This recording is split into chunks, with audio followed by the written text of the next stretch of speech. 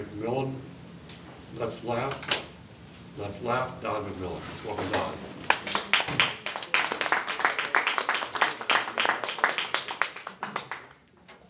Mr. Table Topics Master, fellow Toastmasters, and especially our guests.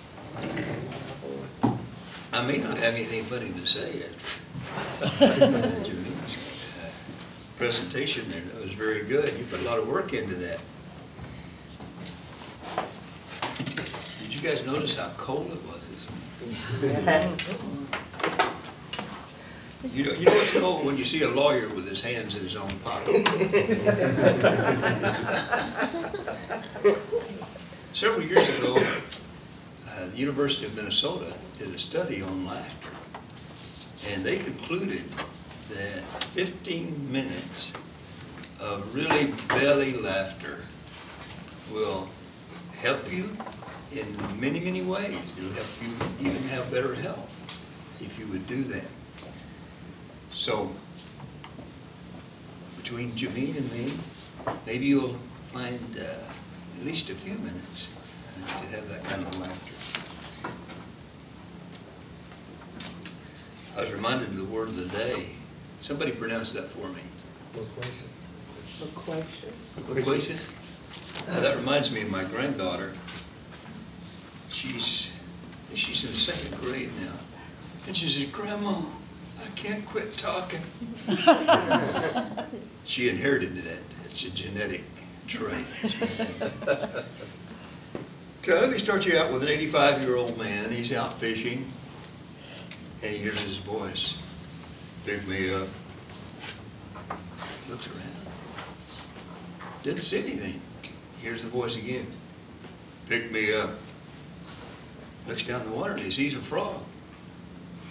The frog says, "Pick me up and kiss me, and I will be a beautiful bride."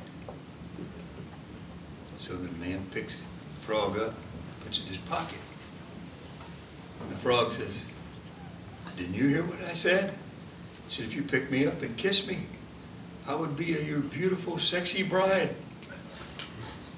He says, "At my age, I'd rather have a talking frog."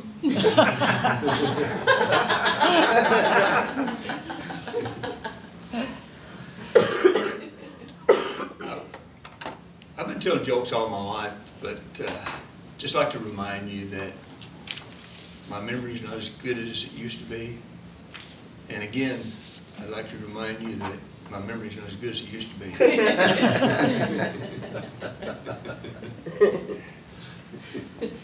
I always like to do something good for my wife. She just had her birthday.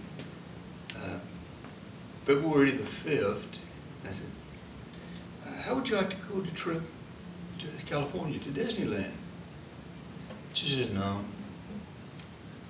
I said, "Well, how about a cruise up to Alaska?" I thought, that was a pretty good offer.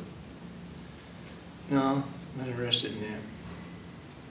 I said, "Well, how about a trip around the world?" "No, I'm not interested in that either." I said, "Well, what do you want?" I said, "Well, I want a divorce." I said, "I wasn't really planning on spending that much money."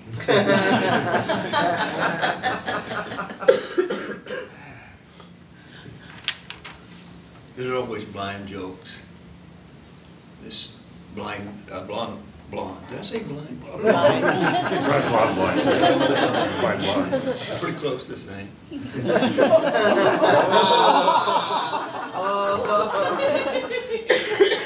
Boy, Don. I'd like to ask for your forgiveness today. Tomorrow I might not feel so guilty. This blonde decides she's going to kidnap this kid.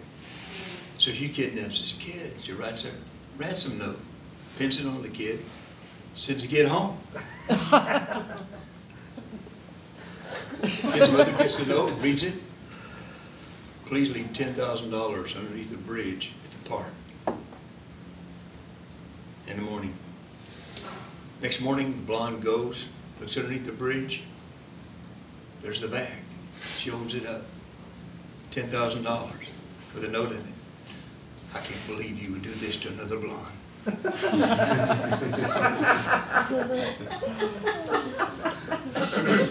There's also the blonde that was on a plane heading for Chicago. So she came in, she sat in first class. One of the assistants came in and said, ma'am, said, you can't sit here. You don't have a first class ticket. I'm a beautiful blonde, and I deserve to sit in first class. I'm not going to move. So she goes and gets the head assistant. She comes up there and said, I'm sorry, ma'am. Said, you have to move. This is first class. You do not have a first class ticket. She said, I am a beautiful blonde, and I deserve to fly first class. I am not going to move. And of course, they have to go get the captain. Captain comes back, whispers in her ear. She gets up and she moves. I'm just amazed. I said, how did you get her to move? I said, I told her first class wouldn't go into Chicago.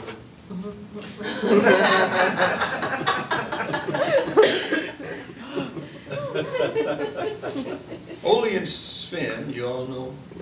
Ole and Sven, if you've lived in Minnesota for better long. Anyway, every year, you know, all Minnesotans that are fishermen, they have to go north to go fishing. Then your husband's going to go fishing. Not in this crowd, anyway. Ole and Sven, they leave Minneapolis and they go up north to go fishing. Well, they don't have too good luck. They only catch one walleye. So they're heading back to Minneapolis, and Ole sees Sven over there doing some figuring. He says, Sven, what are you doing? He says, well, Ole, says the way I have it figured, that fish cost us $400. Ole says, well, Finn, it's a good thing we only caught one.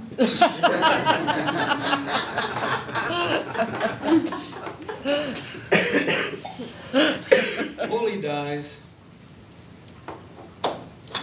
Newspaper calls her up, said, would you like to put something in the paper, obituary? And she thinks for a while, and says, just put, Ole died. So, ma'am, it's you can get 5 words, it won't cost you anything. You can use up to 5 words, it won't cost anything. So Lena, she thinks for a while. She said, okay, I got it. Ole died, boat for sale. Mr.